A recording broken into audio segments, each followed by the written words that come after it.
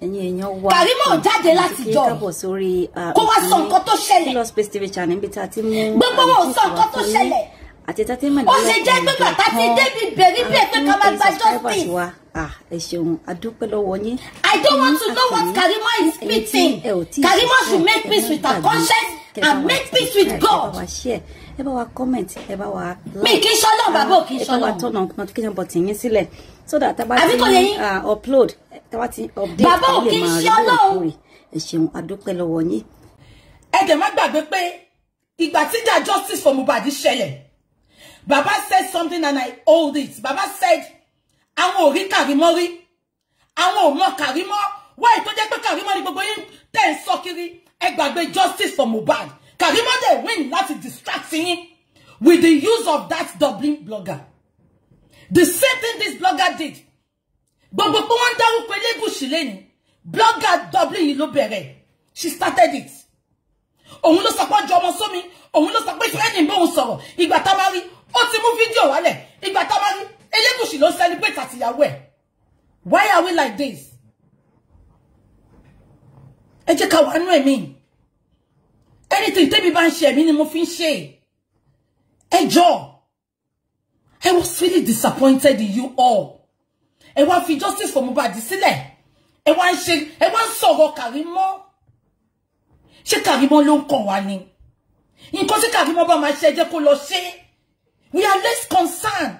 Any àṣírí tí Karimo bá ní, ẹ jẹ́ kó tọ́jú ẹ̀ dìgbà court. It should not be our priority.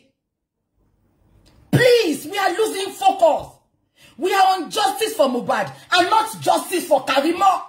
Ẹ wá sọ jẹ́ kí bàbá gbẹ̀bẹ̀ o, kí bàbá gbẹ̀bẹ̀ o. Bàbá ò bá Karimo jà. Karimo àtàwọn family ẹ̀ ló ní problem. Ẹ jẹ́ ká wò báyìí. Ẹ jẹ́ ká wò báyìí. Tó bá jẹ́ pé Karimo àti Wunmi ò jà, Karimo yìí máa jẹ́rìí èké. Ó yìí máa jẹ́rìí èké. Àbí kò yé yín? Ẹ dẹ̀ sọ pé kó dáríjì. Okay, àti gbọ́, let's move on. Karimo is a distractor, please. Ẹ ti lose focus. Karimo. Do you know what is happening? Do we know what is happening? Is it because we are not talking? Emma, don't let us be distracted. I'm begging you. I'm begging you. This is mere distraction. This is mere distraction. Let me tell you one thing you people refuse to realize. Wunmi is very, very intelligent. Edemoti, Karimo said, and I quote, Karimo said, wọ́n fi nǹkan kan wọ́n òun. Nǹkan tí Wunmi fẹ́ jẹ́ kí Karimo rí lórí. Karimo kò bá sọ pé Wunmi ló pa Mohbad, òun evidence lọ́wọ́. Let her take it to court. I am not a judge. Gbogbo nǹkan tó bá ní lọ́wọ́ yẹn, let her keep it. If she wants to spill it, let her spill it. I am less concerned. I am, please. Me first saw one by but let me just say it because people are expecting me to talk. Gbogbo yín wá fi justice for Mohbad sílẹ̀. Ẹ wá fi justice for Mohbad sílẹ̀. Ẹ wá ṣe Karimo àtàwọn family ẹ̀ ló ní problem. Gbogbo nǹkan tó yìn send sí mi tí mo rí yẹn. Karimo àtàwọn family ẹ̀ ló ní problem. We are less concerned. Èmi náà ní problem family tèmi. Gbogbo yín tẹ̀ wọ́n mi lẹ́ni family problem yín. Let Karimo go and sort it out with her family. Mo ń sọ statement kan fún yín sincere.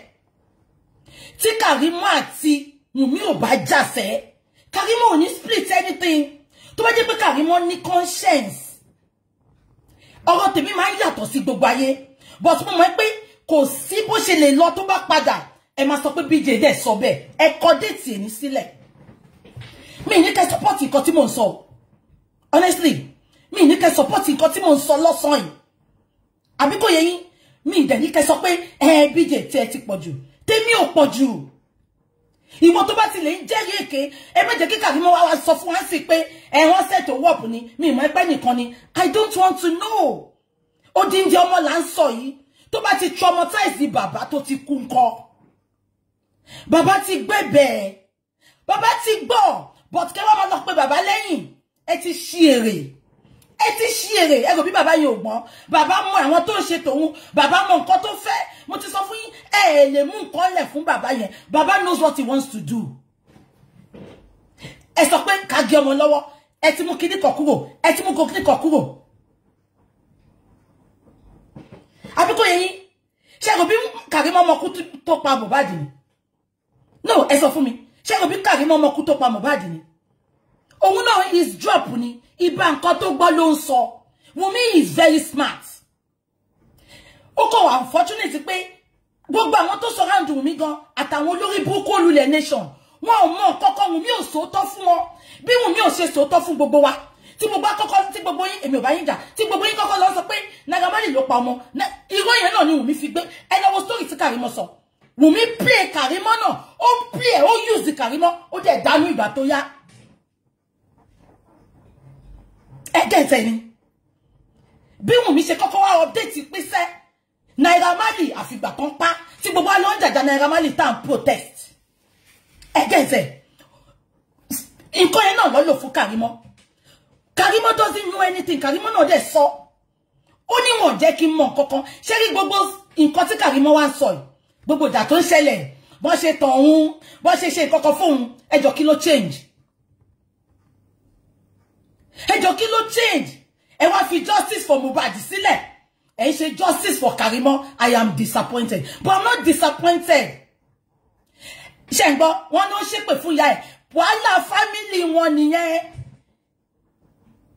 ẹ fi Karimo sílẹ̀ please you can watch it you can talk about it but ká wá sọ the main topic tá máa sọ̀rọ̀ lé lórí tá máa analyse please we are losing focus àná ló pé 11 months tí Mohbad kú àti rẹ̀ tó pa Mohbad àti rẹ̀ tó ṣe gbogbo nǹkan this same lady gbogbo àwọn tó kó sẹ́wọ̀n lẹ́ni lady ló fà òun ló sọ pé mo bá wọn spending sọ̀rọ̀ for good 2-3 hours àwọn spending sọ pé wọ́n fẹ́ ju ọmọ sómi they need spending ò sọ̀rọ̀ mọ́ ìgbà tóun náà máa bọ́ta olóhùn ò sọ bẹ́ẹ̀ fídíò yẹn ó ti mú wálẹ̀ ìgbà tó padà dé láti Nàìjíríà Elégùṣì ló celebrate and you are trusting such person ẹ mọ̀ ètò tẹ̀ bí mínú ẹ wá lọ gbé àwọn kan ẹ wá ń pè bàbá Mohbad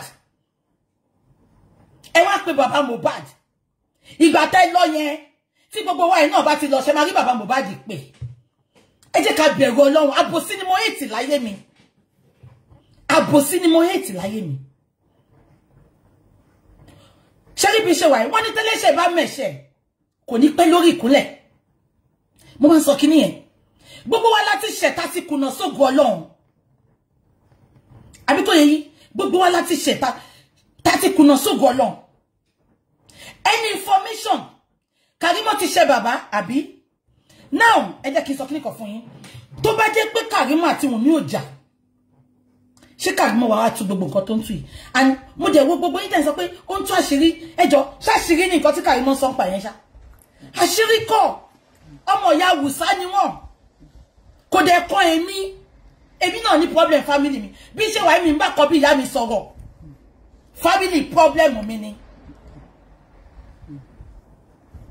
mi ń bá kọ́ bí ìyá mi sọ̀rọ̀ àwọn ọmọ bàbá mi tó wà ní mi ń bá wọn sọ̀rọ̀ ṣé ìyẹn ni tó ń tú àṣírí ṣàṣírí nìyẹn ni she's saying nothing she's engaging you all saying nothing she's engaging you all saying nothing Karimo will not talk.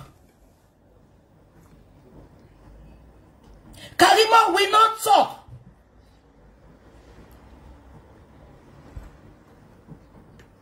Abiko yeyin, Sister Kamide, she will say it because ọwọ́ ti bá níbi tó wà ní. Ọwọ́ ti bá nílùú tó wà ní. Abiko yeyin, I don't want to know. Karimo bá sọ pé Wunmi ló pa Mohbad pé òun evidence. I'm not interested. Ẹ̀wẹ̀ mi dáadáa.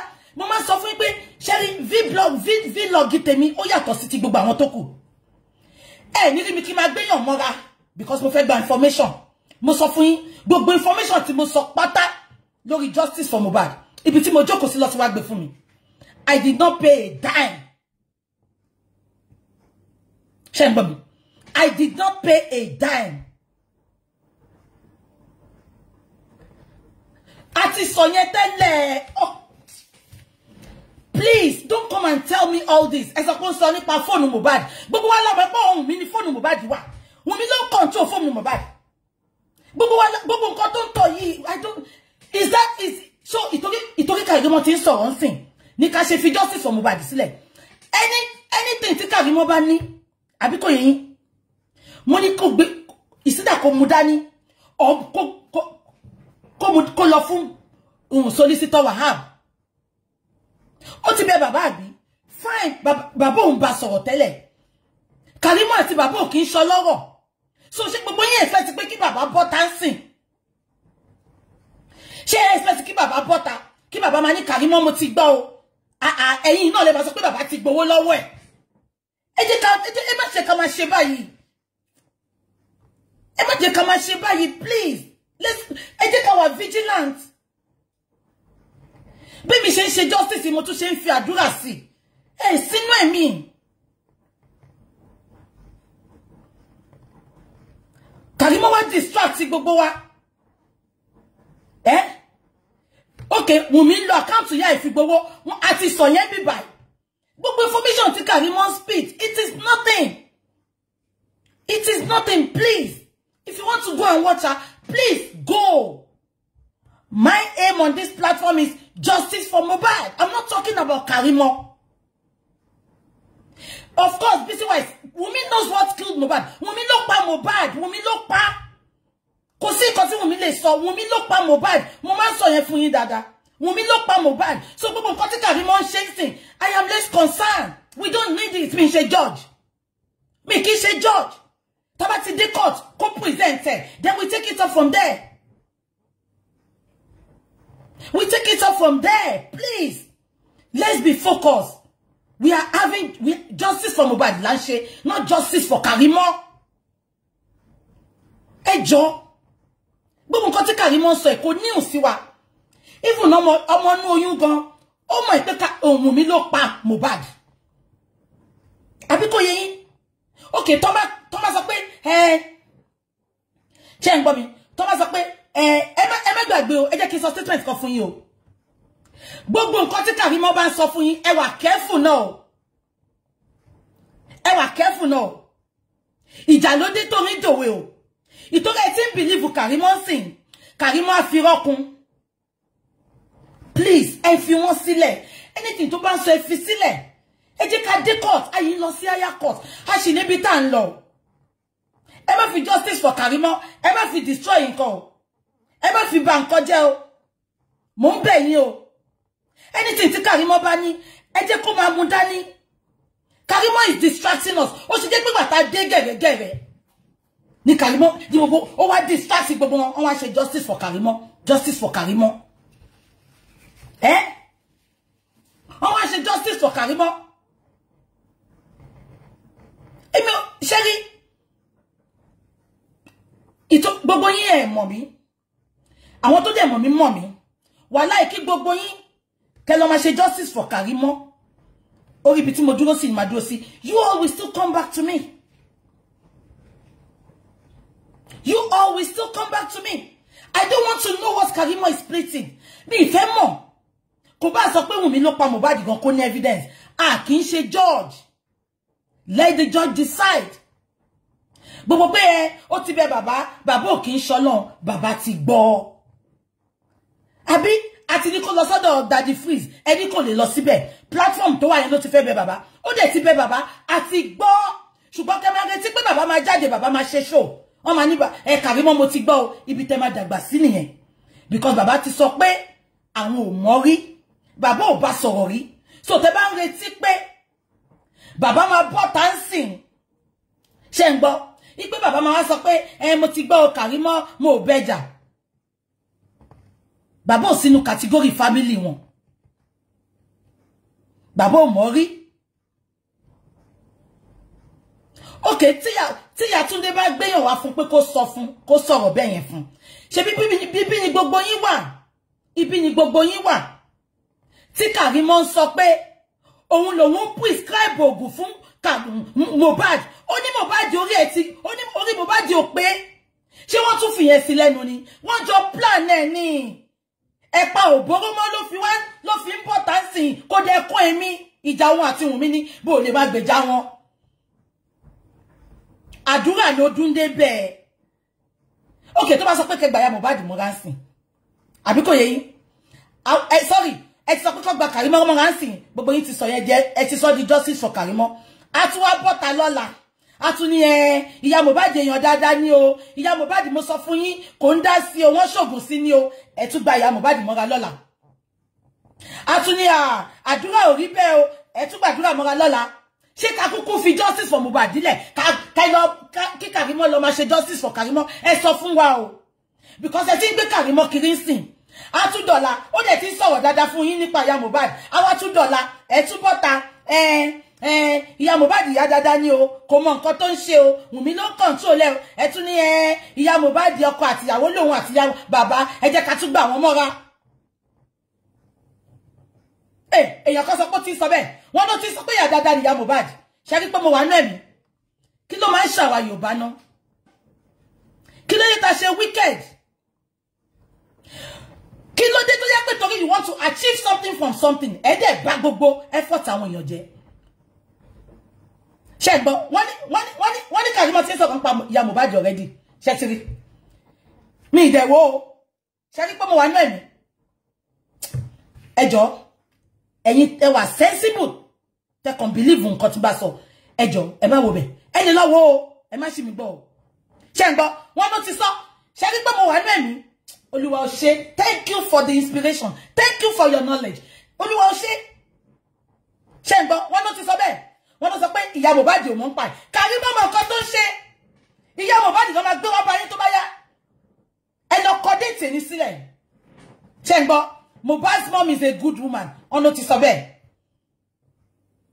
ṣẹ́rí wọ́n ló ti sọ bẹ́ẹ̀ mi ìdẹ̀wò ẹ wò mí mi ìwò kẹ bá wò bí mo ń wò I don't watch her I don't because ìwọ tó wo opó bàbá tó ń sunkún lọ́wọ́ ó dẹ̀ fi píìnì gún ó dẹ̀ fi píìnì gún ó dẹ̀ fi píìnì gún ó dẹ̀ fi píìnì gún a dẹ̀ ń sọ fún pé kó lọ sọ́dọ̀ Daddy Freeze kó lọ bẹ̀bẹ̀ ẹni kò lè lọ síbẹ̀ platform lady yẹn lẹ sọ pé ó ti fẹ́ bẹ̀bẹ̀ ó dẹ̀ ti bẹ̀ wọ́n bàbá ti gbọ́ ṣùgbọ́n pé olórí burúkú kan pe bàbá lẹ́yìn ó lọ ń pe àwọn kọ̀ọ̀kan máa ó fẹ́ gbé Karimo sórí fóònù fún bàbá ò ní jèrè ìwọ blogger ò ní jèrè láyé ò ní jèrè lọ́run Ọlọ́run máa bá ṣe ọwọ́ ẹ̀jẹ̀ ni ẹ̀yin ìka ẹ̀yin olórí burúkú tí mo bá ti ṣe bí ti yín ni ṣé bàbá Mohbad ò ti ṣé ó máa débi tó délé ni ó máa débi tó délé ni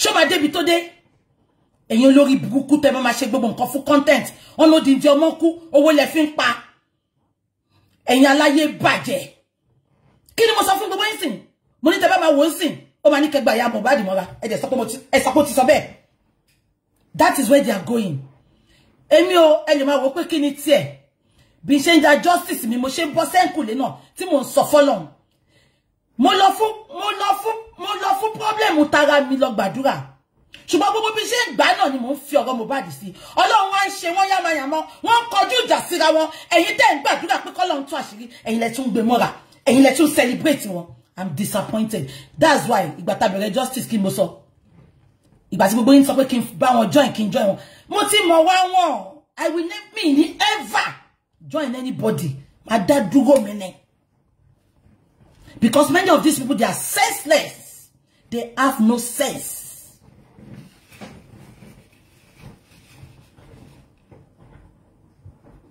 Àwa là ń gbàdúrà sọ́lọ́run exactly Karimo is playing mind game máa sọ kọ́kọ́ fún lọ́sàn yìí ìtorí pé mo kì í save information ni ìgbà tí Karimo àti Wùnmí ń jà máa dẹ̀ lọ́wọ́ ẹni tó bá send kíní ẹ̀ sí mi tó bá ń wò mí lẹ́yìn ẹjọ́ ẹ bá mi send ẹ̀ ìgbà tí Karimo àti Wùnmí ń jà ṣé ń gbọ́ mi ẹnìkan ló ṣáàrí bí Karimo ṣe wà yẹn òun ló daft jù láyé anybody yín tẹ́ bá lọ bá chat aba yín chat she's very easy to manipulate she's very easy to control ìgbà tí Karimo àti Wùnmí kọ́kọ́ bẹ̀rẹ̀ jà ẹni gbígbóná èèyàn kan ló fake profile ó lọ inbox ẹ̀ ó lọ bá sọ̀rọ̀ ó ní ṣé nǹkan tí Wùnmí ṣe yẹn dá kíní ẹ mọ̀ nǹkan tí Karimo sọ ni Karimo sọ fẹ́ nìyẹn pé òun love Wùnmí mo sọ fún ilé ní tí Karimo bá pe òun tí Wùnmí bá pe Karimo ẹ̀yin ni Karimo máa fi parí ìjà pẹ̀lú Wùnmí ẹ kọ déètì ní sílẹ̀ tẹ́ bá ti rí ẹni tó jẹ́ pé ó ń listen sí gbogbo yàn ẹ má ka ọ̀rọ̀ wọn kún they will disappoint you at any time èmi sọ fún yín sẹ́ tí Wùnmí bá pe Karimo lẹ́nu Wùnmí á fi Karimo á fi gbogbo yín settle scores pẹ̀lú Wùnmí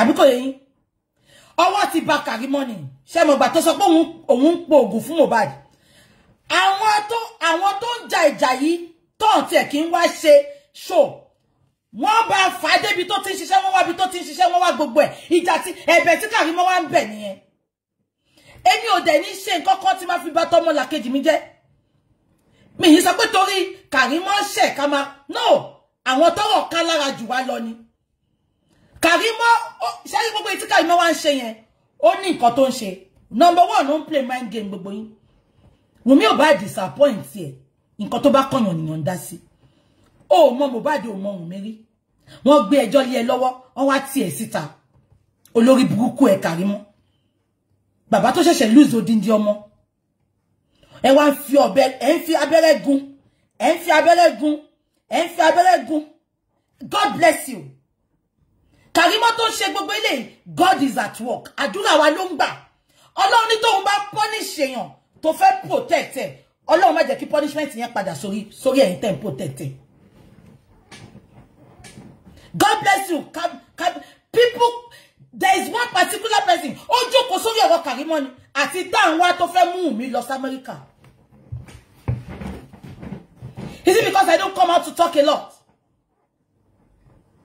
àdúrà àtàwẹ̀ àwọn abiyamọ rere òun ni Karimo ìyá ẹ̀ ló ń jẹ lọ́wọ́ Karimo ní kọ́kọ́ o gbogbo ẹni ọba mi kọ́ sílẹ̀ ó dàbí pé tí má kàn sọ̀rọ̀ ẹ kàn máa ń wò mí ni ẹ kì í di ọ̀rọ̀ mi mú ṣé gbogbo yín rántí pé mo sọ fún yín pé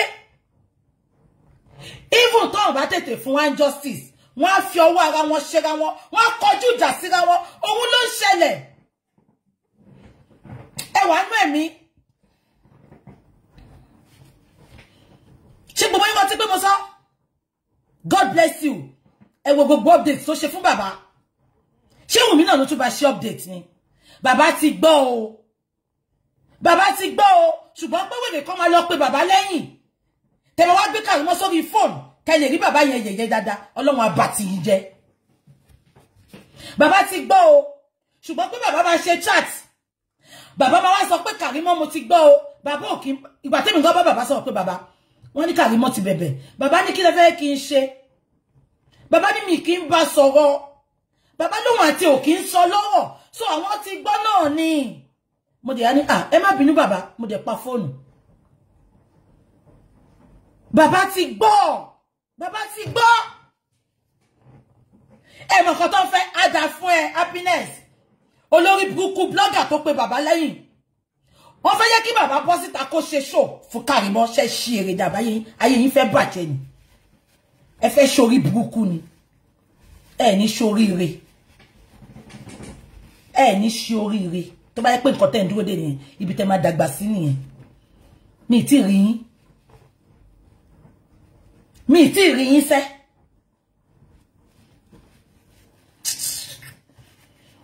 gbogbo yín ẹjọ́ torí Ọlọ́run bójá wa mẹ́fà la fẹ́ wà kó focus wọ́n sọ pé wọ́n ní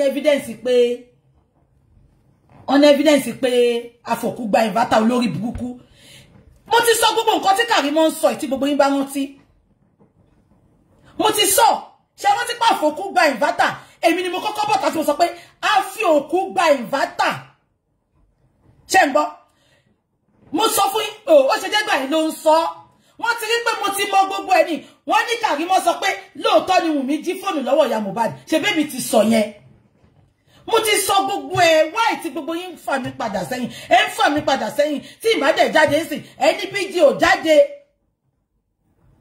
mo ti sọ gbogbo ẹ̀ ṣe bí mo sọ síta tán ni mò ń parọ́ tí gbogbo nǹkan tí n bá sọ ẹni mò ń parọ́ á wá padà ṣẹ eléyìí tí Karimo sọ pé lóòótọ́ ló gba fóònù lọ́wọ́ ìyá Mohbad èmi ti sọ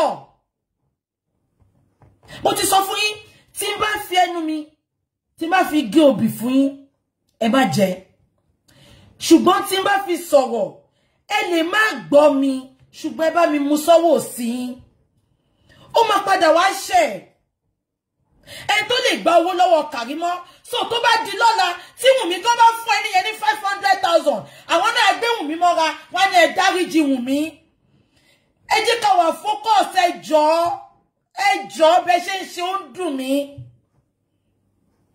mo block a lot of people lánàá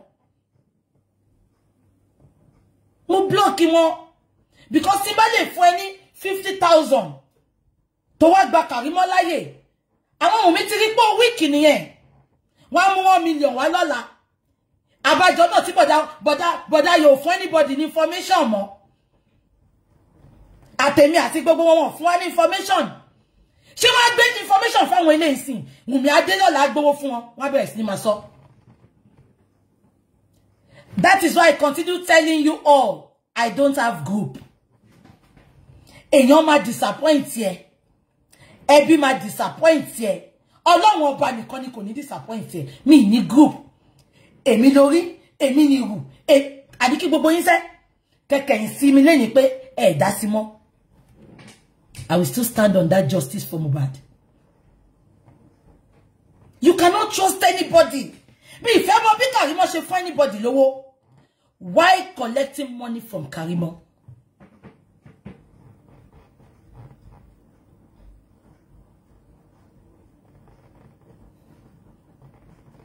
Àbí kò sí mo sọ yín. It is sad. Àti last week nínú mi ti bàjẹ́. I just don't want to come and talk bínú ṣe ń bí mi. Because tí n bá sọ̀rọ̀ abankọjẹ́.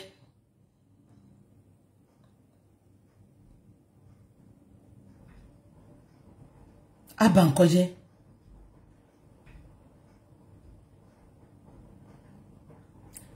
Kò ṣe pé mi ní time láti sọ̀rọ̀ láti jọ yìí. Mo kàn purposely sún mẹ́yìn ipe kí bínú yẹn kúrò lára mi.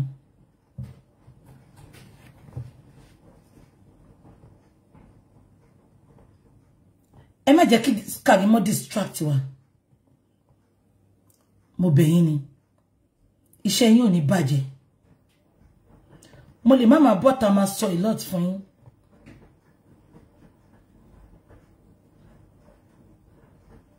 Prayerfully.